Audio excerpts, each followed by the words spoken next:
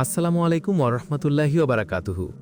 প্রিয় Baliadangi Islamic TV শ্রোতা ও বন্ধুরা, আশা করি আপনারা ভালো আছেন। আজকে যে গল্পটি আপনারা শুনতে যাচ্ছেন, গল্পটির নাম হচ্ছে জীবনসঙ্গী, আর আমি আছি আপনাদের সঙ্গে মোহাম্মদ লুবান। এডিট পরিচালনায় রয়েছেন মঞ্জুর আলম, আর গল্পটি লিখেছেন মোর্শেদা হাবিব। গল্পটি যদি আপনাদের ভালো লেগে থাকে, লাইক কমেন্ট করে চ্যানেলটি সাবস্ক্রাইব করতে ভুলবেন না। তো চলুন বেশি দেরি না করে গল্পে যাওয়া যাক। কেঁদে চোখ ফুলিয়ে ফেলেছে নিসু। আজই তার বিয়ে হয়েছে, একটু পরেই তার বাবার বাড়ি থেকে বিদায় নেবার পালা। সেই উপলক্ষে জড়াজড়ি করে কান্নাকাটি চলছে। মা আর দাদি দুজনেই পালাক্রমে নিসুকে জড়িয়ে ধরে কাঁদছে। মা তার সদ্য ফোটা ফুলের মতো মেয়েকে ধরে বলতে লাগলেন, মা গো, তোর বাপের উপরে আমার কথা বলার সাহস নাই। উনি রাগী মানুষ, একবার যেটা ঠিক করে সেটাই করে ছাড়ে। ছেলে ওনার খুবই পছন্দ, তাই আর কোনো দিক না তাকিয়ে তোরে এখানেই বিয়ে করাইছে। নিসু চোখ মুছতে মুছতে বলে, তাই বলে বয়সটা দেখবে না? বেলা আপা সন্ধে থেকেই বলতেছে, তোর জামাইটা তো দেখি বুইড়া, খালুজানিটা কি করল? শুনতে আমার কেমন লেগেছে ভাবো। বেলা বুঝি এইসব কথা বইলা বেড়াইতেছে? এইটা ঠিক, ওনার বয়স তোর চায় সামান্য বেশি। তবে পুরুষ মানুষের বয়স কোনো বিষয় না রে মা, মানুষটা ভালো কি না সেইটাই হইল আসল বিষয়। দাদি নিসুকে জড়িয়ে ধরলেন। বুইড়া হইছে তো কি হইছে, সোনার আংটি আবার বেকা। তোর দাদায় আমার 25 বছরের বড় আছিল, তোই কি হইছে? মাথায় তুইলা রাখছে। শুন রে বইন, বুইরা জামাইই ভালো, আদর সোহাগ পাবি বেশি, বলে দাদি নিসুর কানের কাছে মুখ নিয়ে কিছু একটা বলতেই নিসুর নাক মুখ গরম হয়ে উঠল। শরত দাদি, আজে বাজে কথা বলবা না। শুন, ভালোবাসতে বয়স লাগে না, দুইটা সুন্দর মন লাগে। তুমি মনে হয় যান ভালোবাসায় পিএইচডি ডিগ্রি নিছো। এডি জানি না, তয় মন দিয়া স্বামীরে ভালোবাসছি, স্বামীও মায়া করছে। দুইজনের লিগা দুইজনের পরাণ পুড়ছে। এখনকার মতো স্বামীর লগে মুখে মুখে তক্ক করি নাই। তুইও স্বামীর মন জুগায়া চলবি, বুঝলি রে বইন? নিসুর কান দিয়ে কোনো কথা ঢুকছিল না, কেবলই মনে হচ্ছিল ওর মনটা অজানা আশঙ্কায় অস্থির হয়ে উঠছে থেকে থেকে। আবার কখনো মনে হচ্ছে, লোকটা কি সত্যিই এত কঠিন হবে যেমনটি বেলাপু বলছে? বেলা নিসুর খালাতো বোন। বেলা নিসুর 3 বছরের বড়। কদিন পরপরই রাগ করে শ্বশুরবাড়ি থেকে চলে আসে। একটা ছেলে হয়েছে, তবুও শ্বশুরবাড়িতে তার সম্মান নেই বললেই চলে। বেলাপুর স্বামী বিভিন্ন জামাতে যায়, ধার্মিক মনোভাবাপন্ন, কিন্তু বেলাপুর অভিযোগ তার স্বামী জান্নাত পাওয়ার জন্য তার মায়ের পায়ের নিচে নাকি বেলাপুকে ফেলে রাখে। এদিকে দাদি নিজের বিয়ের গল্প ফেদেছেন, শুনতে নিসুর একটুও ভালো লাগছে না। এমনিতেই বেলাপুর কথা শুনে ভয়ে ওর আত্মারাম খাঁচা ছাড়া হয়ে আছে। বরের বয়স নাকি নিসুর ডাবলেরও বেশি। নিসুর বয়স আর কয়েক মাস পরে 19 হবে। কত স্বপ্ন ছিল ওর নিজের বরকে নিয়ে। কলেজে ভর্তি হওয়ার সময় ও স্বপ্ন দেখত বরের সাথে বাইকে বসে 70-80 মিটার বেগে হন্ডায় ছুটবে, নিসুর চুলগুলো খোলা থাকবে, ঠিক যেমন হিন্দি সিনেমাতে দেখে। ওর বান্ধবী পায়েল প্রেম করে বিয়ে করেছে। দুজনে প্রায় সমবয়সী, ক্লাসমেট থেকে ফ্রেন্ড, ফ্রেন্ড থেকে বর। বিয়ের পরপর ওদের বাড়ি গিয়েছিল নিসু। শাহিন আর পায়েল দুজনে বন্ধুর মতো ঘুরে বেড়াচ্ছে। শাহিন তার বরের নাম। কথায় কথায় ওরা দুজন একে অন্যের গায়ে ঢলে পড়ে। শাহিন তার বন্ধুদের সাথে প্রায়ই গেট টুগেদার করে, সেখানে পায়েলকে নিয়ে এনজয় করে। আর এদিকে নিসুর অবস্থা কি? কপাল না পুড়লে কি কারো বুড়ো জামাই জোটে? তাও আবার জামাই নাকি স্কুলের ধর্ম টিচার। উনি নাকি নিসুর বাবার বন্ধুর আপন ভাতিজা। বাবা তো বারবার বলেন এমন ছেলে নাকি হয় না। সেদিন হুট করে এসে জানালেন আজ সন্ধেই নাকি ছেলেপক্ষ ওকে দেখতে আসবে।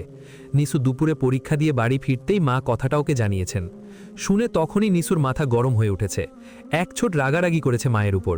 কিন্তু বাবা বাড়িতে ঢোকার সাথে সাথেই নিসু চুপ মেরে গিয়েছিল। সন্ধ্যের পরপরই ছেলেপক্ষের 5-6 জন লোক এলো নিসুকে দেখতে। তাদের দুজন আবার মহিলাও। নিসু রাগের চোটে মুখ তুলে তাকায়নি পর্যন্ত। ইচ্ছে ছিল বরপক্ষ বিদায় নিলে মাকে বলে সোজা মানা করে দেবে নিসু, কিন্তু মাথায় বাজটা পড়ল তখনই, যখন শুনল আজ রাতেই কাবিন করিয়ে ফেলতে চাচ্ছে বরপক্ষ। শুধু তাই না, তারা কোনের কারণে বরকে তারা সাথে নিয়ে যাবে, কারণ বরের মা নাকি খুবই অসুস্থ। একমাত্র ছেলের বউকে দেখে যেতে চান, তাই। কই নিসুর মা? বাবার হাক ডাকে নিসুর চিন্তা জগতে মাকড়সার জালের মতো সুতোতে টান পড়ল। দুহাতে মনের ভাবনাগুলোকে সরিয়ে দিতে চাইল নিসু। বেলাপুর বলা কথাগুলো কানে ভাসছে বারবার। তোর জামাইয়ের দাড়িও আমার জামাইটার মতোই, দেখিস এইটাও ওই পদেরই হইব। সব মোল্লা নাকি একই কিসিমের।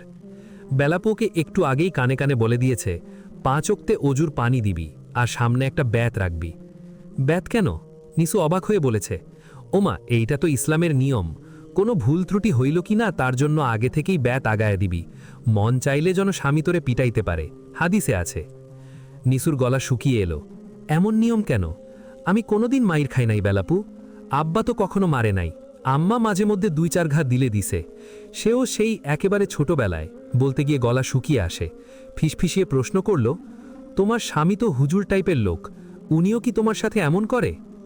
হাতে মারে না, তবে কথায় মারে। কটকট কইরা 2 নার কথা শোনায়, হ্যার মায়ের কথা মতো চলতে কয়।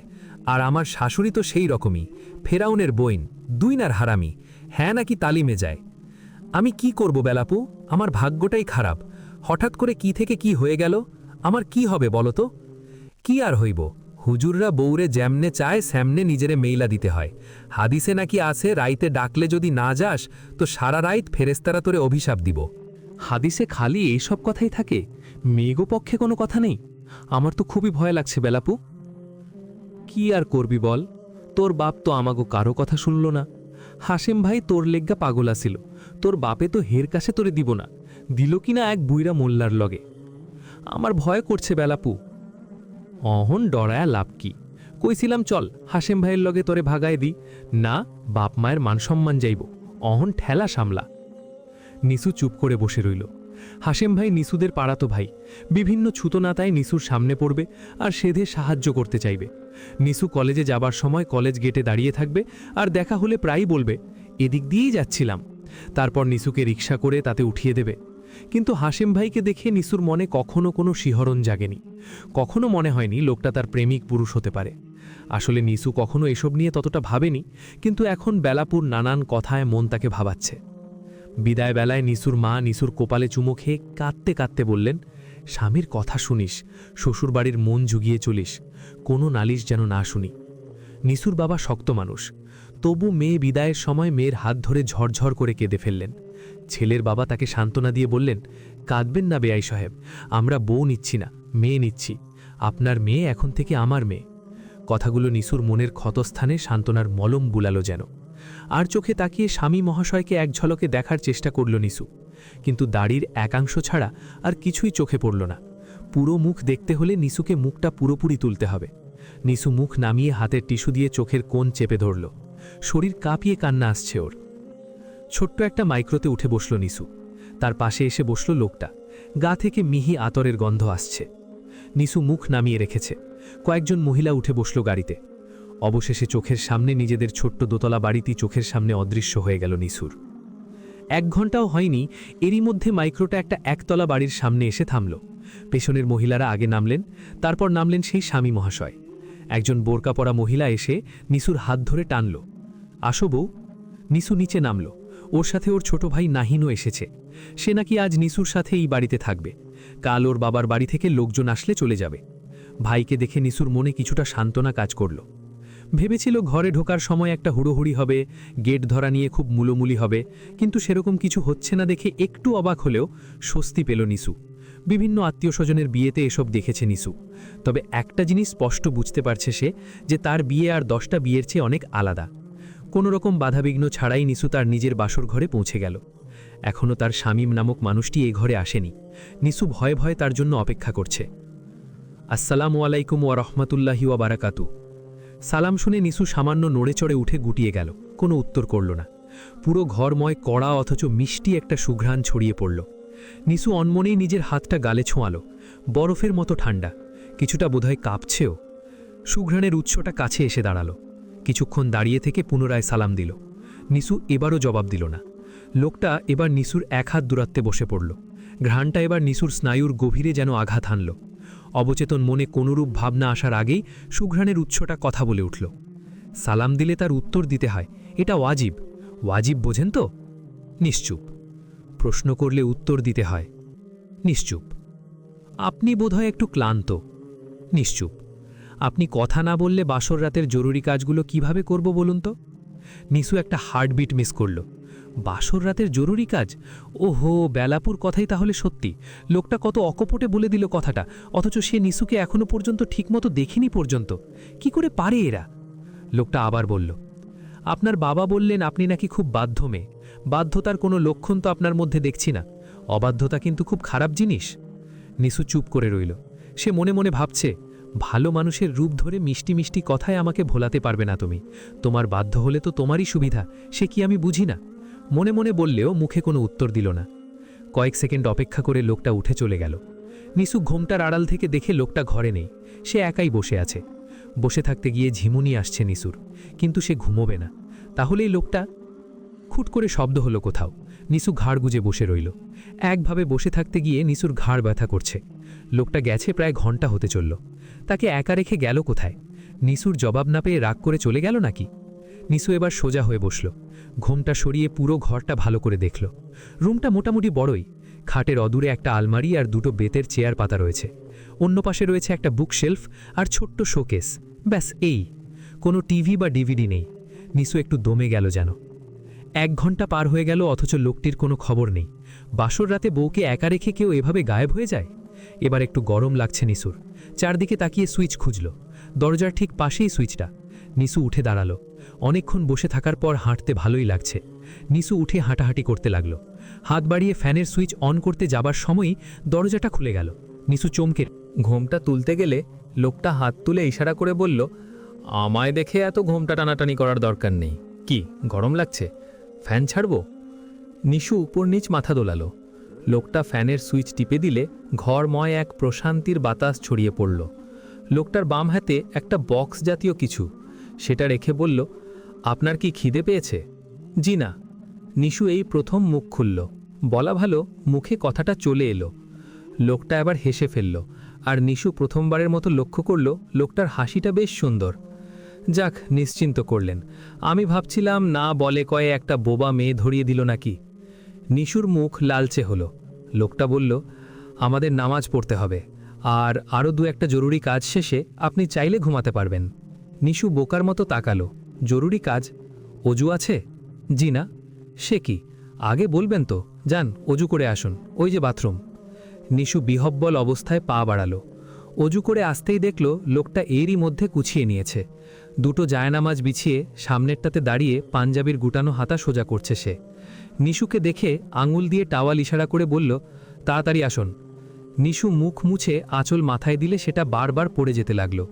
নিশু বুঝতে পারছে এটা পড়ে নামাজ পড়া কষ্টকর হবে। লোকটা ওর অবস্থা বুঝতে পেরে চট করে আলমারি খুলে একটা নতুন হিজাব বের করে ওর হাতে দিয়ে বলল, এটা পরে নিন, আর এখন থেকে এটা পরেই সব সময় নামাজ পড়বেন। আপনার জন্যই আনিয়ে রেখেছি এটা। নিশু হিজাবটা পরে নিল। লোকটা মৃদু কেশে সশব্দে তেলাওয়াত শুরু করল। নিশুর মনে হলো এরকম উচ্চারণও টিভি বা রেডিওতে শুনেছে। বাস্তবে কেউ যে এত সুন্দর করে কোরআন পাঠ করতে পারে তা ওর জানা ছিল না। নিশু তন্ময় হয়ে শুনতে লাগল। ভালো লাগার দরুন নামাজটা খুবই সংক্ষিপ্ত মনে হলো, আর একটু লম্বা হলে মন্দ হতো না। লোকটি নিশুকে ইশারায় খাটে বসতে বলে নিশুর কপালে হাত রেখে বিড়বিড় করে দোয়া পড়ল। লোকটার আলতো স্পর্শ নিশুর মধ্যে এক অপার্থিব অনুভূতি জাগিয়ে দিল। লোকটি বলল, বাসর রাতে এই কাজ দুটো জরুরি ছিল, এবার আপনি আপনার মতো বিশ্রাম নিতে পারেন।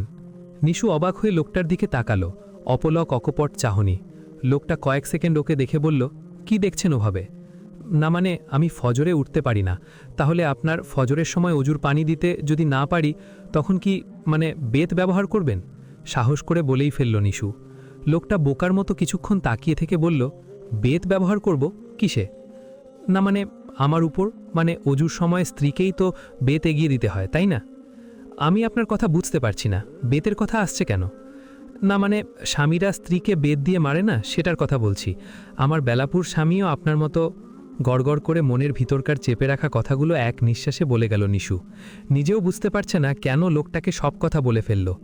লোকটা চরম বিস্ময় নিয়ে কথাগুলো শুনে প্রথমে মুখ টিপে পরে দাঁত বের করেই হেসে উঠল। আর এভাবে হাসলে সেই মানুষটার প্রতি ভয়টা ততটা কাজ করে না। নিশুরও মনে হলো ওর ভয়টা কিছুটা হলেও কেটে গেছে। এত চমৎকার করে যে লোক হাসতে পারে সে বউকে বেত দিয়ে মারতে পারে না। লোকটা হাসি থামিয়ে এবার গম্ভীর স্বরে বলল, তা আপনার গুণধর বোনটি বুঝি এসব বলে আপনার মনে ভয় ঢুকিয়ে দিয়েছে? না না, বেলাপুর দোষ নেই, বেলাপুর স্বামী ওকে এসব শিখিয়েছে। বেলাপুর অনেক কষ্ট জানেন, আমি জানি। আজ আপনি মিষ্টি মিষ্টি কথা বললেও আপনিও এগুলিই করবেন। আর আমারও একটা দজ্জাল শাশুড়ি আছে। আমার মাকে নিয়ে একদম বাজে কথা না। এই তো ধরা পড়ল আসল রূপ। কিসের আসল রূপ? আপনার জান্নাত আপনার মায়ের পায়ের নিচে, আর আমার মানে স্ত্রীর জান্নাত স্বামীর পায়ের নিচে। এটাই তো সূত্র, তাই না? আপনি সেই তখন থেকে উল্টোপাল্টা কথা বলে যাচ্ছেন। ইসলাম সম্পর্কে এত অপব্যাখ্যা দিয়ে কে আপনার কান ভারী করেছে জানি না, তবে একটা মনে রাখবেন, সম্পূর্ণরূপে কোনো কিছু না জেনে সেটা সম্পর্কে মন্তব্য করা কিংবা সেটার ব্যাপারে সিদ্ধান্তে আসা চরম মূর্খতা এবং অন্যায়। আমি উল্টোপাল্টা কথা বলছি না, যা বলছি সব জেনেই বলছি। আমার খালাতো বোনের শাশুড়ি তালিম করে, ওর স্বামী জামাত করে, ওরা বেলাপুকে এসব শিখিয়েছে। স্ত্রীর দায়িত্ব আর স্ত্রীর প্রতি শ্বশুরবাড়ির হক শিখিয়েছে, তাই নাকি? আমার খুব উপকার করেছে তারা, যার ফলে বাসর ঘরে বসে বউয়ের সাথে খোশগল্প না জুড়ে তর্কে মেতে উঠতে হচ্ছে। শুনুন, আপনি যা জানেন তার প্রায় সবটাই ভুল। আপনার বেলাপুরও ভুল জানেন। মায়ের পায়ের নিচে সকল সন্তানের, মানে সব মানুষের বেহেস্ত, স্বামীর পায়ের নিচে কিছু নেই, এটা একটা ভুয়া কথা। তবে হ্যাঁ, স্বামী একজন স্ত্রীর জান্নাত যাওয়ার অন্যতম শর্ত। 4টে কাজ যদি কোনো মেয়ে ঠিকমতো করে, তবে জান্নাত যাওয়ার পথে তার কোনো বাধা থাকবে না। 5 ওয়াক্তের ফরজ নামাজ, রমজানের ফরজ রোজা, পূর্ণ পর্দা আর স্বামীর সন্তুষ্টি। এই 4টি শর্ত পুরো করতে পারলে একজন মহিলাকে জান্নাতের 8টি দরজাই খুলে দেওয়া হবে এবং প্রতিটা দরজা তাকে ডাকবে সেখান দিয়ে জান্নাতে প্রবেশ করতে। নারীদের জন্য জান্নাত পুরুষের তুলনায় সহজ, কারণ নারীদের টাকা আয়ের দায়িত্ব নেই, কাজেই সেই টাকার হিসেবও নেই। তাদের জুম্মা বলুন, ঈদ বলুন, হজ বলুন, কোনোটাই ফরজ নয়। কোনো কোটিপতি নারীরও হজ ফরজ নয়, কারণ তার হজে যেতে মাহারাম থাকার শর্ত আছে। তারপরেও মেয়েরা জাহান্নামে যাবে। বেশি কেন? নিশুর মুখ ফসকে বেরিয়ে এলো। কারণ তারা স্বামীর নাফরমানি করে আর কথায় কথায় অভিসম্পাত করে। বেশিরভাগ নারী নিজ স্বামীতে সন্তুষ্ট না, তাদের চোখ অপরের ধনী বা বেশি খরচ করতে পারা স্বামীর দিকে। প্রত্যেক নারীর নিজ স্বামীর অবস্থার উপর সন্তুষ্ট থাকা উচিত। সব মেয়ে কিন্তু এমন না। আমি আপনাকে মিন করে কিছু বলিনি, যা বোঝা যাচ্ছে আপনার বেলাপু আপনার মাথাটা খারাপ করে দিয়েছেন উল্টাপাল্টা হাদিসের নামে ফতোয়া ছেড়ে। শুনুন, সব ধানে চাল থাকে না। জামাত আর তালিম করে বেড়ানো অল্প কিছু ভণ্ডের কারণে গোটা মুসল্লি সমাজকে তো আপনি অপবাদ দিতে পারেন না। দেশে তো ভুয়া ডাক্তারের অভাব নেই, ভুয়া পেশাজীবীও প্রচুর। কখনো তো ভুয়া ডাক্তারের কারণে সব ডাক্তারকে অবিশ্বাস করতে কাউকে দেখি নাই। তাহলে ভুয়া মোল্লা দেখলেই সব মোল্লার দিকে আঙুল তুলতে হবে কেন? ডাক্তারের এপ্রন পরে অডাক্তার কেউ ডাক্তার সাজলে সেই ডাক্তারেরই সাজা হয়, বাকিদের প্রশ্নবিদ্ধ করা হয় না। কিন্তু পর্দাশীলা নারীর বোরকা নকল করে কোনো বদমহিলা যখন বোরকা পরে চুরি করে, বোমা মারে, তখন ওই মহিলার শাস্তি হলেও তখন বোরকা পোশাকটাকে কটাক্ষ করা হয় এবং বোরকা পরিহিতা সকল পর্দানিসীন মহিলাকে কটাক্ষ করে কথা বলা হয়। কেন কেন এই ডাবল স্ট্যান্ডার্ড নীতি বলতে পারেন? আপনি এসব আমাকে বলছেন কেন? নিসু অস্বস্তির সুরে বলল। লোকটার কথা বলার ধরন, বাচনভঙ্গি নিসুর ভালো লাগছে, তবে বিষয়বস্তুটা অস্বস্তিকর। লোকটা কিছুটা দৃঢ়স্বরে বলল, বলছি কারণ you are one of them. আপনার বেলাপুর কথায় বিশ্বাস করে আমার বাসর রাতটা মাটি করে দিয়েছেন আপনি। আমার মাকে চোখে না দেখেই দজ্জাল বলছেন। সম্ভবত আপনাকে বিয়ে করানোর সময় আপনার মতামত নেওয়া হয়নি, এ কারণেই আপনি এমন করছেন। নিসু চুপ করে রইল। যদি একান্তই এই বিয়েতে আপনার মত না থেকে থাকে, আপনি স্বচ্ছন্দে লিভ নিতে পারেন। ইসলামে জবরদস্তি বলে কোনো কথা নেই। নিসু দৃশ্যতই চমকে উঠল। লোকটি তুলনামূলক নরম সুরে বলল, মুগিস আর বাড়িরা নামের দুজন স্বামী স্ত্রী ছিল। মুগিস একজন হাবশী কৃতদাস ছিল। মুগিস তার স্ত্রী বাড়িরাকে যতটাই ভালোবাসত, বাড়িরা ততটাই স্বামী মুগিসের প্রতি বিতৃষ্ণা পোষণ করত।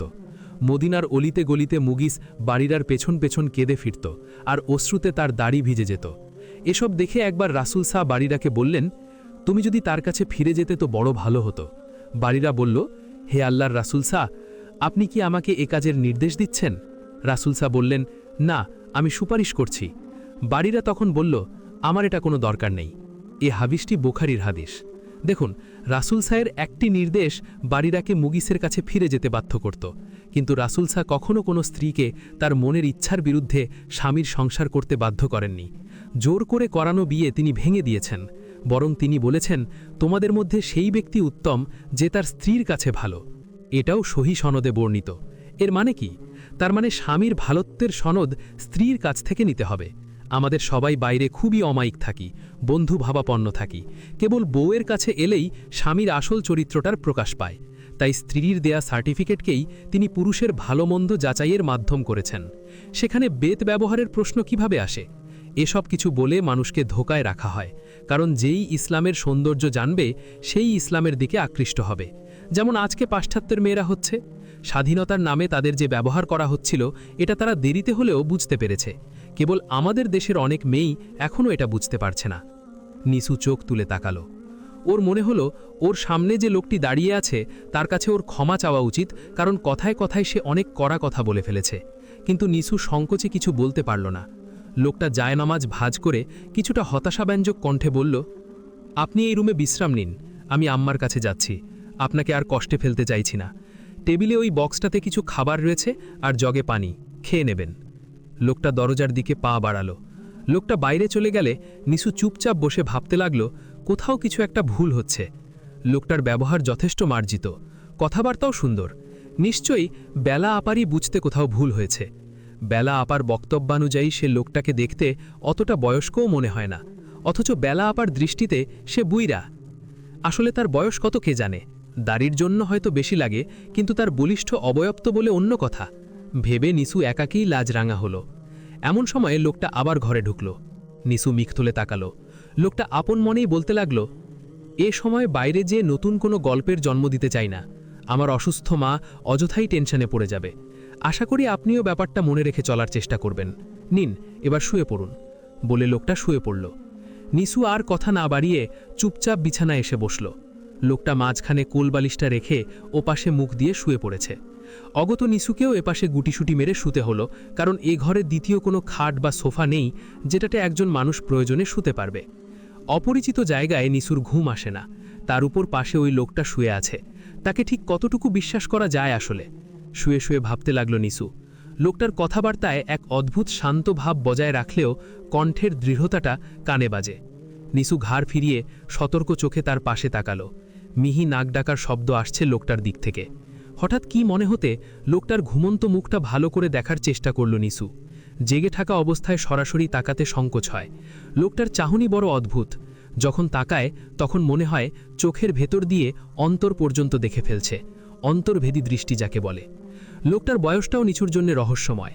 কখনো মনে হয় ৩০-এর আশেপাশে, আবার কখনো মনে হয় ৪০-এরও উপরে হতে পারে। আবার আরেক মন বলে দাড়ির জন্য লোকটাকে একটু এজেড মনে হলেও লোকটার বয়স মনে হয় খুব বেশি না। বেলাপু ওকে একটু না অনেকখানি বাড়িয়ে বলেছে। নিসু উপুর হয়ে হাতের তালুর উপর থুতনির ভর দিয়ে লোকটাকে জরিপ করতে লাগল। আচ্ছা, ওটা কি? লোকটার ঠোঁটের কোণটা নিচের দিকে সামান্য বাঁকানো। রাগী? কি জানি, হতেও পারে। বাতাসে দাড়িগুলো ওড়ার সময় নিসুর চোখে পড়ল একটা বড় কাটা দাগ। ঠোঁটের বাঁকানো কোণটা থেকে থুতনির নিচ পর্যন্ত গভীর কাটা দাগটার কারণে লোকটার চেহারার মধ্যে একটা রাগী ভাব ফুটে উঠেছে। কিভাবে কাটল? নিসু কোনো কিছু না ভেবেই কাটা দাগটা আরও ভালো করে দেখার জন্য মনের অজান্তেই লোকটার সীমানায় ঢুকে পড়ল। নিসুর তপ্ত নিঃশ্বাস আছড়ে পড়ল ঘুমন্ত লোকটার মুখে। আচ্ছা, লোকটার নামটা যেন কি? নিসু মনে করার চেষ্টা করল। তারপর ঘুমন্ত লোকটার দিকে তাকিয়ে ভ্রু নাচিয়ে খেলার ছলে জিজ্ঞেস করল, নাম কি? প্রায় সাথে সাথেই লোকটার চোখ খুলে গেল। সে বলল, খালিদ সাইফুল্লাহ। নিসু বিষম চমকে থুতনি থেকে হাত সরিয়ে দ্রুত পিছু হটতে গেল। ততক্ষণে ওর কবজি চেপে ধরেছে খালিদ। কি হচ্ছিল এখানে? কিছু না, আপনার গালে মশা। মিথ্যা বলা কিন্তু একদম পছন্দ করি না। ঠাট্টা করেও মিথ্যা বলতে হয় না, জানেন না? সব সময় সত্য বলতে চেষ্টা করবেন। জানেন তো, রাসূল সাহ বলেছেন, যে ব্যক্তি সত্য বলে বা সব সময় সত্য বলতে চেষ্টা করে তার নাম সিদ্দিকদের তালিকায় লেখা হয়। সিদ্দিক কারা? জান্নাতি যারা। জান্নাতে যেতে চান না? হাত ছাড়ুন, ব্যথা পাচ্ছি। এভাবে চুরি করে দেখার মানে কি? এখন যদি আপনি ঘুমাতেন আর আমি এভাবে দেখতাম, তাহলে ব্যাপারটা কি দাঁড়াতো? বলতেন মোল্লার লোভ জেগেছিল, তাই না? একই কাজ আমরা করলে দোষ, আর নন মোল্লারা করলে সেটা হয় কৌতূহল। বলে নিসুর হাত ছেড়ে দিল খালিদ। নিসু নিজের কবজিতে হাত বুলিয়ে বলল, আমি কি তাই বলেছি? বলতে আর বাকি রেখেছেন কি? যারে দেখতে নারী তার চলন বাঁকাই মনে হয়। যাক, ঘুমান, ফজরে ডেকে দেব। এক ডাকে উঠে যাওয়ার চেষ্টা করবেন, নতুবা বিপরীতে হিত হতে পারে। মানে ঘুম না ভাঙার সুযোগ অন্যভাবে নেব, সেটাই বলে দিলাম। বলে পাশ ফিরে শুয়ে নাক ডাকতে লাগলো খালিদ। ভীরু চোখে ওর দিকে চেয়ে লইল নিসু। মনে মনে দোয়া চাইল যেন ফজরে ঘুম ভেঙে যায়। ভাবতে ভাবতে চোখ লেগে এলো নিসুর। চোখ মেলতেই দেখল চারদিকে ঝলমলে রোদ। ধর্মড়িয়ে উঠে বসল সে। চকিতে এক নজরে ঘড়ি দেখে নিল, 8:30। ইস, মরার মতো ঘুমিয়েছে। নিজের দিকে তাকালো সে। শাড়ি দলা পাকিয়ে কি বিশ্রী অবস্থা।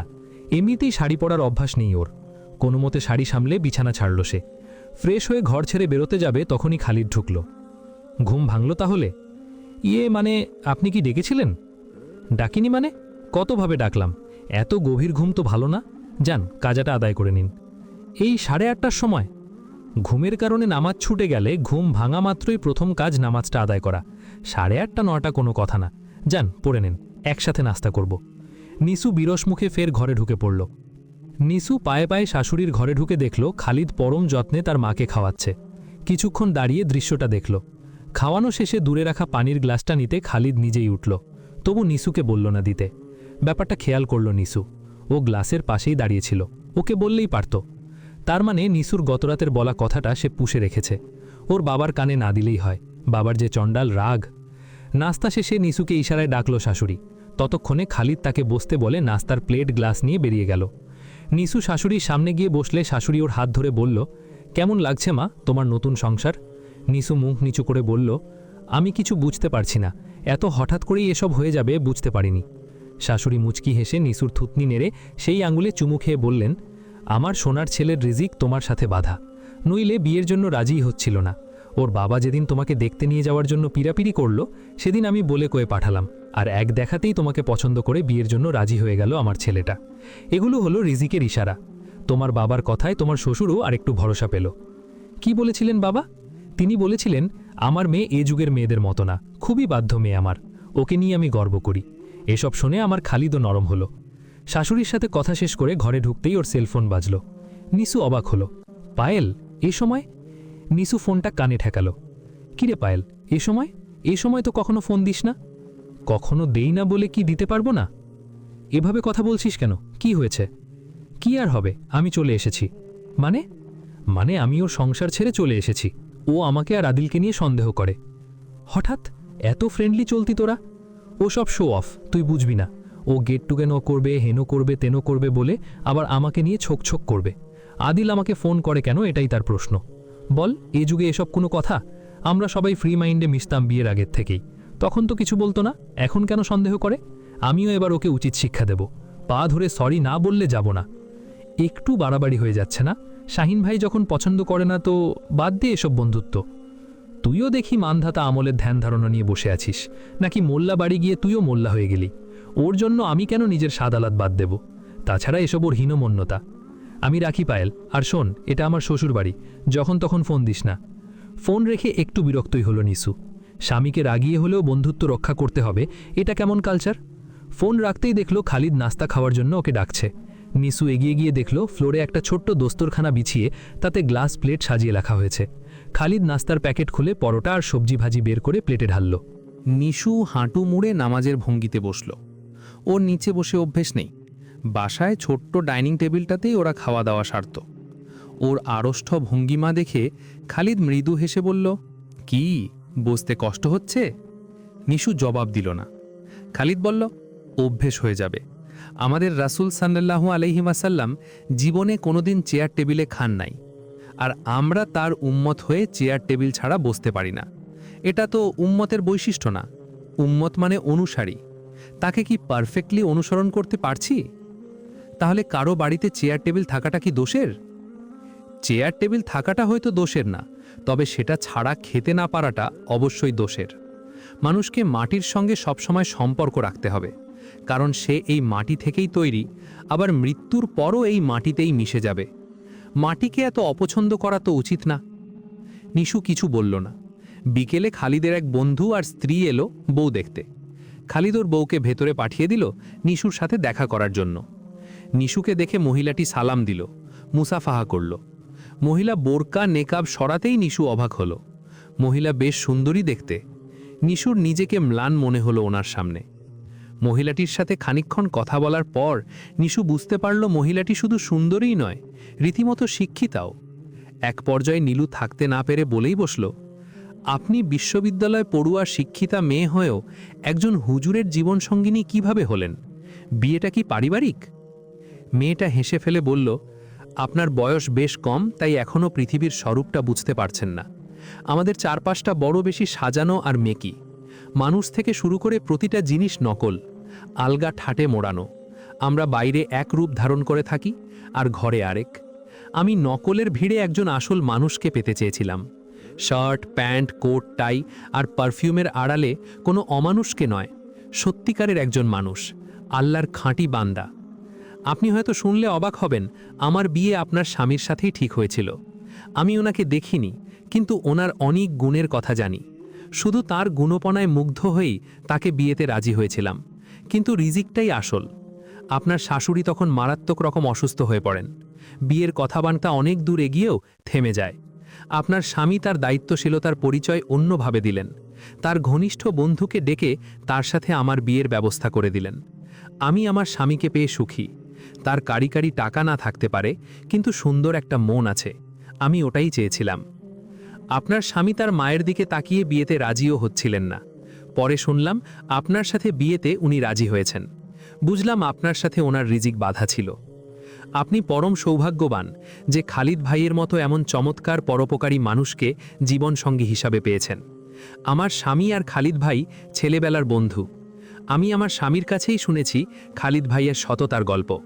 যারা বলে সংসারে টাকা ছাড়া জীবন অচল, তাদের জন্য সংসারে টাকাওয়ালা অমানুষের অভাব নেই। আপনি আল্লাহর কাছে শুকরিয়া করবেন যে তিনি একজন খাঁটি মানুষ আপনায় মিলিয়ে দিয়েছেন। নিশু নীরবে শুধু শুনে গেল। এই মহিলার সাথে বিয়ে হলে খালিদ একটা সুন্দরী গুণবতী বউ পেত, কিন্তু আল্লাহ তার বদলে ওকে খালিদকে মিলিয়ে দিলেন। খালিদ কি পেল আসলে? এমন সময় বাইরে থেকে দরজা টোকা দেওয়ার শব্দে মহিলা দ্রুত তার বোরকা নিকাবে নিজেকে কালো দাঁড়কাকে পরিণত করল। কে বলবে যে এর আড়ালে একজন চমৎকার রমণী আছেন? মহিলা যাবার আগে নিশুকে জড়িয়ে ধরে আরও কিছু নসিহত করে তার বাসায় যাওয়ার দাওয়াত দিয়ে চলে গেলেন। মেহমান চলে যাওয়ার পর নিশু অবাক হয়ে দেখল খালিদ নিজেই এটো গ্লাস প্লেট গুছাচ্ছে। নিশুর রাগ হয়ে গেল। সে কি নিশুকে বলতে পারত না? সন্ধ্যের পরপরই নিশুর বাবা এলেন। খালিদ তাকে সাদরে অভ্যর্থনা জানিয়ে ভেতরে নিয়ে বসালো। বাবাকে ডেকে দিল। খালিদের বাবা বেআই সাহেবকে পেয়ে খোশ বাড়পো জুড়ে দিলেন। আধ ঘন্টা পরে নিশু জানতে পারল বাবা ওকে নিয়ে যেতে এসেছেন। নিশু কিছুটা থমকে গেল যখন খালিদ বলল, আপনার কাপড় গুছিয়ে নিন, আপনার বাবা আপনাকে নিতে এসেছেন। যান, 2-4 দিন বেরিয়ে আসুন। আপনি যাবেন না? আপনি তো জানেন আম্মা অসুস্থ। আম্মাকে রেখে কোথাও যাওয়া কি সম্ভব? তাছাড়া আম্মার সমস্ত দেখাশোনা তো আমাকেই করতে হয়। আমার কি যাওয়া উচিত? আপনিই বলুন। বরং আপনি যান, আমি অনুমতি দিচ্ছি। স্বচ্ছন্দে বেরিয়ে আসুন। যখন আসতে ইচ্ছে করবে ফোন দেবেন, আমি গিয়ে নিয়ে আসব। বরাবরের মতো ছেলে মানুষের ঝকে নিশু বলে বসল, যদি আসতে ইচ্ছে না করে তো থেকে যাব। খালিদ অন্যদিকে তাকিয়ে বলল, কারো মনের ওপর কখনো জোর চলে না, যেমন আপনার ইচ্ছে। নিশুর রাগের আগুনে যেন ঘি পড়ল। দাঁতে দাঁত চেপে বলল, আমি চলে যাব। আচ্ছা ঠিক আছে। খালিদ ঘর ছেড়ে বেরিয়ে গেল। রাতের খানাপিনা শেষে বাবা নিশুকে বলল, কইরে মা, চল, রাত হয়ে যাচ্ছে। বেআই সাহেব, 2 দিন পর নিশুকে আমিই দিয়ে যাব। জি আচ্ছা ভাই সাহেব, কিছু মনে করবেন না। খালিদেরও সাথে যাওয়া দরকার ছিল। এই ছেলে আবার মায়ের নেওয়াটা। ওর মা অসুস্থ হওয়ার পর থেকে ছেলেটা মায়ের জন্য পাগলের মতো খাটছে। নিশু কাছেই দাঁড়িয়েছিল। বাবা তাড়া দিলেন, কইরে মা, তাড়াতাড়ি আয়। আমি যাব না বাবা। নিশুর কথা শুনে 2 বৃদ্ধ একসাথে চমকে তাকালেন। যাবি না মানে? নিশুর বাবা বললেন, আমার শাশুড়ি অসুস্থ। উনি একা হাতে সব করবেন আর আমি বেড়াবো? ব্যাপারটা কেমন স্বার্থপরের মতো হয়ে গেল না? মা সুস্থ হলে পরে ওনাকে সাথে নিয়ে যাব। আজ থাক বাবা। নিশুর বাবার চোখে পানি চলে এলো। তুই আমার মনটা আজ বড় করে দিলি মা। ভেবেছিলাম তুই হয়তো আমার ওপর রাগ হয়ে আছিস, কিন্তু তোর কথা শুনে আমার সব টেনশন চলে গেছে। শ্বশুর সাহেবও খুশি হয়ে নিশুর মাথায় হাত রেখে বললেন, কি বেআই সাহেব, বলিনি মেয়ে আমাদের হয়ে গেছে? রাতে খালিদ জিজ্ঞেস করল, বাবার সাথে গেলেন না যে? কেন, কষ্ট হচ্ছে যায়নি বলে, নাকি বিছানার অর্ধেকটা ছেড়ে দিতে হচ্ছে বলে? আরে এই বিছানা তো পুরোটাই আপনার, আমি মানুষটাও। থাক, ধন্যবাদ, লাগবে না।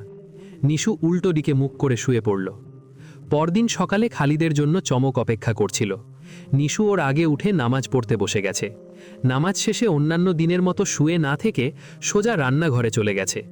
নাস্তা তৈরি করে শাশুড়িকে নাস্তা খাইয়ে দেওয়ার সময় খালিদ ঘরে ঢুকলেও কিছু না বলে বেরিয়ে গেল। এরপর দুপুরের রান্নাসহ ঘর গোছানো অন্যান্য টুকিটাকি কাজ নিশু নিজের হাতেই করল। সন্ধ্যের নামাজ ছেড়ে পোশাক বদলে সুন্দর একটা মেরুন রঙা শাড়ি পরল। চোখে কাজল দিল, পারফিউম দিল না, কারণ শুনেছে সুগন্ধি ব্যবহার মেয়েদের জন্য হারাম। রাতে খালিদের হাতে 1 কাপ চা ধরিয়ে দিলে খালিদ বলল, আমাকে তো পুরো বেকার করে দিয়েছেন। একদিনে এত কাজ একা করতে গেলেন কেন? আমার ইচ্ছে। কেন বেকার হবেন কেন?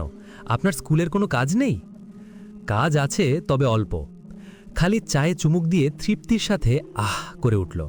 নিসু চুপচাপ নিজের জায়গায় গিয়ে শুয়ে পড়ল। খালিদ চুপচাপ নিজের জায়গায় গিয়ে শুয়ে পড়ল। ঘুমিয়েছেন? না। কেন? গতরাতে আসলে কি দেখছিলেন বলুন তো? আপনার চিবুকের উপর কাটা দাগটা, আর কিছু না। কাটা দাগটা আমার ডানপিটেমের চিহ্ন। ছেলেবেলায় খুব ডানপিটে ছিলাম, গাছ থেকে পড়ে গিয়ে ব্যথা পেয়েছিলাম, 8টা সেলাই পড়েছিল। নিসু কোনো জবাব দিল না। খালিদ হঠাৎ কোলবালিশ সরিয়ে নিসুর পাশে চলে এলো। বাবার সাথে গেলেন না যে? নিসু জবাব না দিয়ে তাকালো খালিদের দিকে। বাড়ি ফিরতেই বাবা ছুটে এলেন। কিরে, তুই একা? বৌমা কই? ওকে আনেনি বাবা, বলে খালিদ কথা না বাড়িয়ে ঘরে চলে গেল। বাবাও পিছু পিছু এলেন। বেআই সাহেবের খবর কি? তোর মাকে একা রেখে যেতে পারছিলাম না, কিন্তু বৌমা তো খবর শুনে পাগল হয়ে ছুটল। ওনারা এখন ঠিক আছেন। তোমার বৌমার সাথে আমার দেখা হয়েছে, রাত বলে সাথে আনিনি। ছেলের স্বল্প কথার জবাবে বাবা পরিস্থিতির গাম্ভীর্য কিছুটা আঁচ করতে পেরে আর বেশি কিছু জিজ্ঞেস করলেন না। খালিদ হাত মুখ ধুয়ে বিছানায় কাত হল। অনমনেই নিসুর জায়গায় হাত বাড়িয়ে দিয়ে স্থানটা অনুভব করল। একটু আগেই নিসু এখানে ছিল, এখন নেই। মাত্র 1 ঘন্টা আগেও সবকিছু অন্যরকম ছিল। আর এখন? খালিদ ডান হাতটা ভাঁজ করে কপালে রাখল। কিছুক্ষণ পরপর দীর্ঘ নিঃশ্বাস ফেলছেও। এমন সময় মোবাইল বেজে উঠল। খালিদ ফোনটা হাতে নিয়ে নাম্বারটা দেখে সাইলেন্ট করে রেখে দিল। এদিকে সমানে ভাইব্রেশন হচ্ছে। খালিদ দীর্ঘ নিঃশ্বাস ফেলে মোবাইলটাতে বালিশ চাপা দিল এক অন্ধ অভিমানে। পরদিন খালিদ তার পরিচিত মিস্ত্রি পাঠিয়ে দিল নিসুদের গ্রিল ঠিক করার জন্য। নিজে আসতে পারেনি কারণ ওর এবছরের ব্যাচে ছাত্র ভর্তি শুরু হয়েছে। আজ থেকেই ওদের ক্লাসও নেওয়া শুরু করতে হবে। নিসু বেশ বুঝতে পারছে খালিদ ওর ওপর রাগ করে আছে, ফোন ধরছে না। এদিকে বাড়িতে আব্বা মাও ওর সাথে ঠিকমতো কথা বলছে না। নিসু বুঝতে পারছে না কিভাবে পরিস্থিতি সামাল দেবে। বিকেলের দিকে মা এসে জানালো এক ভদ্রমহিলা এসেছেন নিসুর সাথে দেখা করার জন্য। নিসু তো তাকে বেশ দেখে অবাক। ইনি খালিদের সেই বন্ধুর বউ যিনি একদিন ওদের বাসায় তার স্বামীর সাথে এসেছিল। নিসু তাকে সালাম দিয়ে সাদরে ভেতরে নিয়ে এলো। ভাবি, আপনি কিভাবে জানলেন আমি এখানে? মহিলাটি হেসে জানালো, এখানে আমার বাবার বাড়ি। আজইও বলল তুমি এখানে। তোমাদের বাসায় চুরি হয়েছে। শুনলাম তোমার বাবাও নাকি কিছুটা আঘাত পেয়েছে। এসব শুনেই ভাবলাম কাছেই যখন আছি দেখা করেই যাই। শুনেও নামিয়ে দিয়ে গেল, ফোন দিলে নিতে আসবে। নিসু মন খারাপ করে নিজের বোকামির কথাটা সংক্ষেপে খুলে বলল তাকে।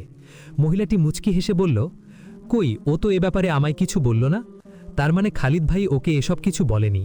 যাক, তুমিও আর জনে জনে হাশেম ভাইয়ের ব্যাপারটা বলতে যেও না। তবে এটা সত্যি বোন, তুমি শুধু ভুলই করনি, রীতিমতো অপরাধ করেছ। আল্লাহ না করুন যদি কিছু হতো তখন কিভাবে কি করতে তুমি? খালিদ ভাই যখন তোমাকে সাথে নেননি তার মানে তোমাকে নেবার মতো পরিস্থিতি হয়নি বলেই নেননি। তুমি তার অনুমতি ছাড়া ওভাবে অত রাতে বেরোনোটা উচিত হয়নি। পথে যদি বিপদ হতো?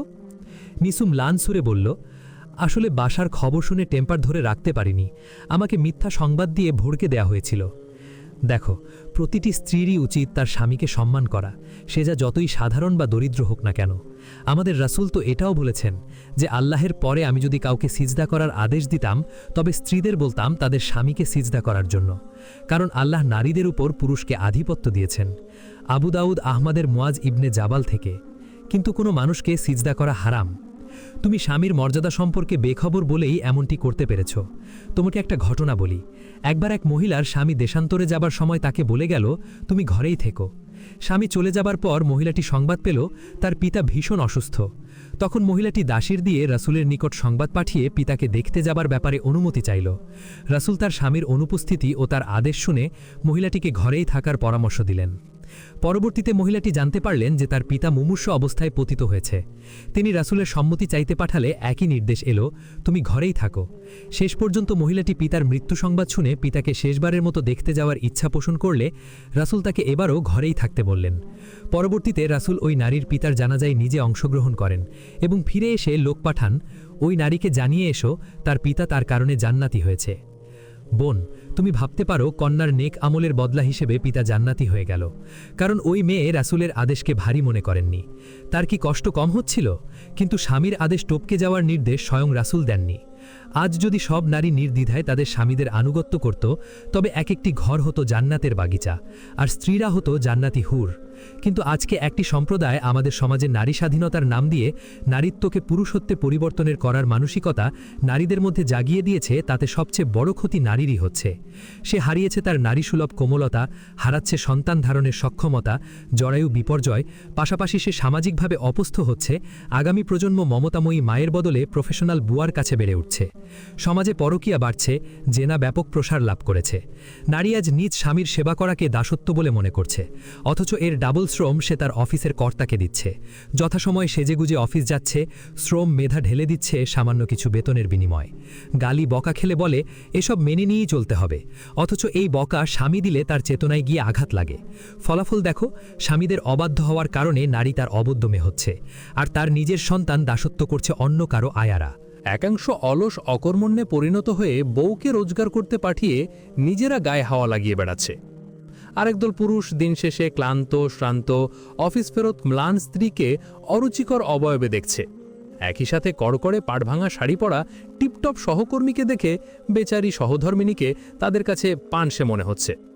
তার মানে এক নারী অপরের স্বামীকে আকৃষ্ট করছে, আবার তার স্বামীকে আকৃষ্ট করছে আরেকজন নারী। গোটা সিস্টেমটাই ভেঙে পড়ার দশা হয়েছে। ফলে বাড়ছে পরকীয়া, ভাঙছে সংসার। আজ যদি তুমি পূর্ণ পর্দার লিবাসে থাকতে, তবে হাশেমের মতো ভদ্রবেশী শয়তান তোমার সাথে কুকথা বলার আগে দুইবার ভাবত। তোমার ওকে জবাব দেওয়ার প্রয়োজন পড়ত না, তোমার নীরবতাই ওকে জবাব দিয়ে দিত। শোনো বোন, তুমি আল্লাহর জমিনে তার অবাধ্যতা করে টিকতে পারবে না, কেউ পারেনি। গত 100 বা 1000 বছর আগের কোনো দাপুটে মহারাজারা যেমন আজ বেঁচে নেই, তেমন আজকের কেউই আগামী 80 বা 100 বছর পরে বেঁচে থাকবে না। মৃত্যু সেই সত্য যা আমাদের রব মানুষের হাতে ছেড়ে দেননি। মানুষকে সবকিছুই শিখিয়েছেন, কেবল মৃত্যুকে জয় করতে দেননি, যার ফলে পৃথিবীর তাবৎ সেরা ডাক্তার বা জ্যোতিষীরাও জানে না কখন তাদের মৃত্যু এসে তাদের আচমকা পাকড়াও করবে। পবিত্র কোরআনে মহান আল্লাহ বলেছেন, যখন আমি তাদের প্রাণ হরণ করি তখন তাদের নির্গমনকারী প্রাণকে তোমরা ফেরত নিয়ে আসো না কেন? সূরা আওয়াকিয়া। নিশু নীরবে কেবল শুনে গেল, কোনো কথা বলল না। ওর চোখে এবার পানি দেখা গেল। মহিলাটি বলে চললেন, একজন মেয়ের জান্নাত যাবার সবচেয়ে বড় সোপান তার স্বামী। স্বামী ভালো না মন্দ, সে বিচারের বিচারক স্বয়ং আল্লাহ। দেখো, পৃথিবীতে সবচেয়ে অত্যাচারী স্বামী ছিল ফেরাউন, তার মতো অত্যাচারী স্বামী দ্বিতীয়টি কেউ ছিল না, আসবেও না। আবার সবচেয়ে বড় পুণ্যবতী স্ত্রী ছিলেন তারই স্ত্রী আসিয়া আয়েস। অথচ ফেরাউন চিরজাহান্নামীদের একজন, আর আসিয়া আয়েস পৃথিবীর সর্বশ্রেষ্ঠ নারীদের একজন, যিনি জান্নাতি বলে দুনিয়াতেই ঘোষণা পেয়ে গেছেন। আমাদের রবের চোখে স্বামী অনুগত, সুশীলা, পর্দাবৃতা, অধিক সন্তান জন্মদাত্রী নারী সম্মানের পাত্রী। কোনো MA, BBA, বড় বড় ডিগ্রি অর্জন করা নারী সৃষ্টার চোখে সেরা নয়। তুমি ভেবে দেখো, সমাজের চোখে সেরা হবে না ওই রবের চোখে সেরা হবে যিনি তোমায় দুনিয়াতে পাঠিয়েছেন? নিশু তন্ময় হয়ে কথাগুলো শুনছিল, ওড়নার প্রান্ত দিয়ে বারবার চোখ মুছছিল। মহিলাটি চলে যাওয়ার জন্য উঠে দাঁড়াতেই নিশুর ধ্যানভঙ্গ হলো। সে হাত ধরে তাকে থামালো। আজ রাতে আমার সাথে খেয়ে যাও, তাছাড়া তুমি যে আজ আমার কত বড় উপকার করলে। আমি ঘোর অন্ধকারে ছিলাম, তুমি আমার সামনে আলোর পথ দেখালে। আল্লাহ তোমাকে এর উত্তম বিনিময় দিন। আচ্ছা, আমাকে একটা ভালো বোরকা কিনে দিতে পারবে? কেন নয়, অবশ্যই। খুশিতে নিশুর দুহাত ধরে বলল খালিদের বন্ধুর স্ত্রীটি, আজই পাঠিয়ে দেব। আজই? দাম কত পড়বে? তোমার প্রথম পর্দার পোশাকটা আমি হাদিয়া দিতে চাই ভাবি। জাজাকিল্লা। তোমার কথা শোনার পরপরই আমার অন্তরে আমি এক অন্যরকম অনুভূতি ফিল করছি ভাবি। আমি তার যোগ্য জীবনসঙ্গী হতে চাই, কেবল দুনিয়াতেই না, আখেরাতেও তাকে পেতে চাই। আচ্ছা, একটা কথা আমার সবসময় মনে ঘুরপাক খায়, যেসব মহিলাদেরকে তাদের স্বামীরা অত্যাচার করে তাদের কি হবে? দেখো, এজন্য তালাকের ব্যবস্থা তো আছেই, তবে তালাকে পৌঁছানোর আগে কয়েকটি ধাপ পেরোতে হয়। আর একমাত্র ইসলামেই তালাকের ব্যবস্থা করা আছে। নিরুপায় স্বামী বা স্ত্রীরা প্রয়োজনে পরস্পরের কাছ থেকে যেন বিচ্ছেদ নিতে পারে।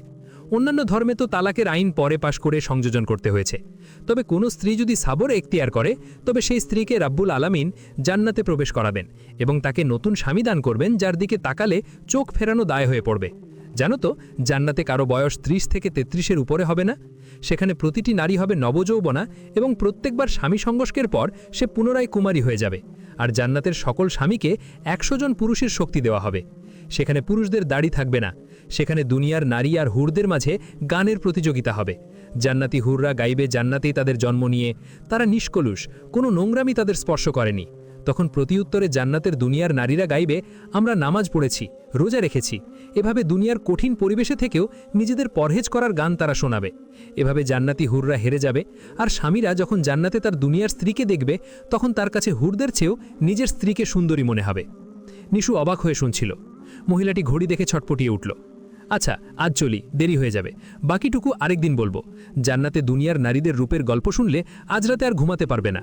তুমি কি মনে করো, এই যে দাড়ি টুপি পরে নিজেদের বুড়ো বুড়ি বানিয়ে রেখেছে যারা, তারা কি বোকা? না, বরং তারাই বুদ্ধিমান।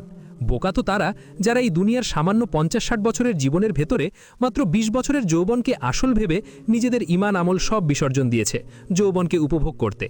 এদের জন্য আফসোস হয়। আল্লাহ আমাদের সবাইকে হেদায়েত করুন। নিশু দীর্ঘশ্বাস ফেলে বলল, আমিন। আমি তওবা করে নতুনভাবে বাঁচতে চাই। আল্লাহ কি আমাকে ক্ষমা করবেন? কি যে বলো, আল্লাহ হলেন বহু তওবা কবুল করে। তিনি তওবাকারীর প্রতি এত বেশি খুশি হন যে মরুভূমিতে হারানো কোনো উটের মালিক তার মুমূর্ষু অবস্থায় উট ফিরে পেলে যতটা খুশি হয়, ঠিক তেমনই। এটারও একটা দীর্ঘ হাদিস আছে, আরেকদিন শোনাবো। আজ উঠি বোন, কথায় কথায় বেশ দেরি হয়ে গেল। তুমি খালিদ ভাইয়ের কাছে ফিরে যাও। এই একটা জায়গায় না কুচু রেখো না। এই একজনকে নিজের প্রতিদ্বন্দ্বী ভেবো না। সে তোমারই একটা অংশ। ভেবে দেখো, আমাদের স্বামীলা কলেমা পড়ে একটা স্বাক্ষরের মাধ্যমে আমাদের বিয়ে করে বাকি জীবন আমাদের লালন পালন করে এবং করতে বাধ্য থাকে। আমাদের পূর্ণ ভরণ পোষণ, চাহিদা মেটানো সবই তার দায়িত্বে। বিনিময়ে আমরা স্বামীকে ও তাদের সংসারকে সামলাবো। তাহলে আমরা কিভাবে তাদের অবাধ্য হই বলো? এটা কি ইনসাফ হলো? ইনসাফ হলো সে আমাকে দেখবে, আমি তাকে দেখব। তার দেখায় কমতি হলে ওর খবর আল্লাহ নেবে। আমাদের তো আর কোনো লস নেই। নিশু মুচকি হাসল। আচ্ছা, আবার দেখা হবে ইনশাআল্লাহ। খুব ভালো লাগলো তোমার সাথে কথা বলে। আল্লাহ তাআলা আমাদের জানিয়েছেন, এবার যেন মানার তৌফিক দেন। আমিন। ছাত্রদের শেষ ব্যাচটা বেরোবার পর ঘড়ি দেখল খালিদ। রাত 9টা। সে অজু করে পোশাক বদলে বাইরে এসে মায়ের রুমে গেল। বাবা বসে মায়ের সাথে কথা বলছিলেন। খালিদের মা চেহারা প্রফুল্ল দেখে বললেন, কোথাও বেরোচ্ছিস? হ্যাঁ মা, কেন, কিছু দরকার? না, মানে বৌমার কথা বলছিলাম। ওকেই আনতে যাচ্ছি। খালিদের মায়ের চেহারা প্রফুল্ল দেখালো। বাবা খুশি হয়ে বললেন, যা বাবা, বৌমাকে নিয়ে আয়। ছেলে মানুষ বোকামি করে ফেলেছে, ওকে নসিহত করে তোকেই লাইনে আনতে হবে। খালিদ মাথা নিচু করে সব শুনে বলল, আমি আসি তাহলে। কোনো ছাত্র এলে কাল সকালে আসতে বলে দিও। খালিদ বেরোবার 7-8 মিনিটের মাথায় নিশুর বাবা মা এলেন নিশুকে সাথে নিয়ে। খালিদের বাবা মা নিশুকে বোরকাবৃতা দেখে যথেষ্টই অবাক হলেন, খুব খুশিও হলেন, তবে আক্ষেপও করলেন যে আর মাত্র 10 মিনিট আগে এলেই খালিদকে পেত। নিশু ব্যগ্রকণ্ঠে জানতে চাইল খালিদের কথা। বাবা জানালেন খালিদ ওকেই আনতে গেছে। নিশু মনে মনে চমকে গেল, খালিদ আজ ওকেই আনতে যাচ্ছিল। রাগ তাহলে পড়েছে জনাবের। নিশু এবার নিজের ঘরে ঢুকে দেখল বিছানায় চাদর মশারি সব তালগোল পাকানো, ঘরটাও ততটা পরিচ্ছন্ন নেই। সে বোরকা খুলে প্রথমে ঘর গুছালো, তারপর সাথে আনা রজনীগন্ধাগুলো ফ্লাওয়ার ভাজে দিল। সম্পূর্ণ ঘর ঝা চকচকে পরিষ্কার করে রান্নাঘরের খোঁজ নিতে ঢুকল সে। শাশুড়ি আম্মা জানালেন খালিদ গত 2 দিন ধরে ব্যস্ততার দরুন বাজার রান্না কিছুই করতে পারেনি। ডিম ভেজে ডাল দিয়ে কাজ সারা হচ্ছে। এসব শুনে নিশু ফ্রিজ ঘেটে শুকিয়ে যাওয়া 2-4টে সবজি যা পেল তা বের করে আলু মিশিয়ে একটা সবজি রান্না করে ফেলল, সাথে ডিমের দো পেঁয়াজা আর ডালও রান্না করে ফেলল। আব্বা মা চা নাস্তা খেয়েই বিদায় নিয়েছে। নিশুর শ্বশুরের বহু পীড়াপিড়িতেও তারা রাতে খেয়ে যেতে রাজি হলেন না। নিশু সব কাজ সেরে করি দেখল 10টার অপরে বাজে। খালিদের খবর নেই। সে এরই মধ্যে শ্বশুর শাশুড়িকে খাইয়ে এবার নিজের দিকে মন দিল। এতগুলো কাজ করার পর ঘামে গা চটচট করছে। গায়ে পানি ঢেলে একটা কলাপাতা রঙের শাড়ি পরল, চোখে কাজল দিল, ঠোঁটে হালকা লিপস্টিক ছোয়ালো, কানে ঝুমকো দুল পরে নিজের রূপে নিজেই মোহিত হয়ে গেল। মনে মনে বলল, আমার এই সাজটুকু তোমার জন্য খালিদ। ঠিক তখনই বাইরের গেটে শব্দ পেয়ে চপল পায়ে দৌড়ে পর্দার আড়ালে লুকালো নিশু। খালিদ নিশুদের বাড়ি গিয়ে ইয়া বড় এক তালা দেখে মন খারাপ করে বন্ধুর ওখানে চলে গিয়েছিল। সেখান থেকে ফিরে ঘরে ঢুকেই সে বিছানায় চিত হয়ে পড়ল। মাথাটা প্রচণ্ড ধরেছে, কিন্তু উপায় নেই, এক্ষুনি উঠতে হবে।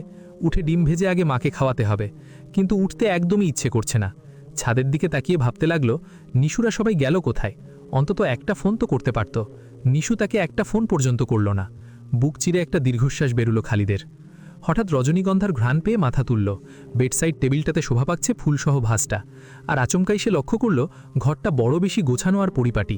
যাবার সময় কেউ এমন রেখে গিয়েছিল? মনে হয় না। তাহলে গোছালো কে? আচমকা ওর বুকের ওপর এক কলাপাতা রঙের কিছু একটা উড়ে এসে ঝাঁপিয়ে পড়ল। খালিদ কিছু বলার সুযোগটাও পেল না। অশ্রু ভেজা নরম ত্বকের ছোঁয়ায় খালিদের রুক্ষ কঠিন অধরষ্ঠ বেদখল হয়ে গেল। কয়েক মিনিট পর খালিদ দুহাতে নিশুর মুখ তুলে বলল, তুমি কখন এসেছ? অনেকক্ষণ। আব্বা আমা ছিল, চা নাস্তা খেয়েই চলে গেছে। সে কি, আমাকে ফোন দিলে না কেন? আব্বা এমনিতেও বেশিক্ষণ বসতো না। তা তো দেখতেই পাচ্ছি। আচ্ছা, এবার আমাকে উঠতে দাও, আম্মা খাইনি এখনও। বাবা মা দুজনকেই খাইয়ে দিয়েছি, এখন শুধু আমরা দুজন বাকি। খালিদ চমৎকৃত হলো, এত তাড়াতাড়ি এতগুলো কাজ কিভাবে শেষ করলে? ইচ্ছে থাকলেই উপায় হয়। ওহো, সবসময় ইচ্ছে থাকলে উপায় হয় না। সেদিন আমার অনেক ইচ্ছে ছিল তোমাকে। নিশু ওর মুখের উপর হাত দিয়ে বলল, আমি বারবার ক্ষমা চাচ্ছি সেজন্য। আসলে আমি অনেক কিছু বুঝতাম না। আজ সকালে আপনার বন্ধু স্ত্রীটি না বোঝালে হয়তো আরও অনেক কিছু অজানা থেকে যেত। ও, আজ আমি বোরকা পরে এসেছি জানেন? তাই নাকি? মাশাআল্লাহ। বোরকাটা ওই ভাবি গিফট করেছেন। কিন্তু তোমাকে তো দেখা হলো না ভালো করে। শাড়িটা তোমায় দারুণ মানিয়েছে। মানালেও আপনি ছাড়া আমি যে অসম্পূর্ণ, আমাকে আপনার সাথেই মানায়। খুব পাকা পাকা কথা শিখেছ দেখছি। আরও অনেক কিছু শিখেছি, শুনবেন? বলো।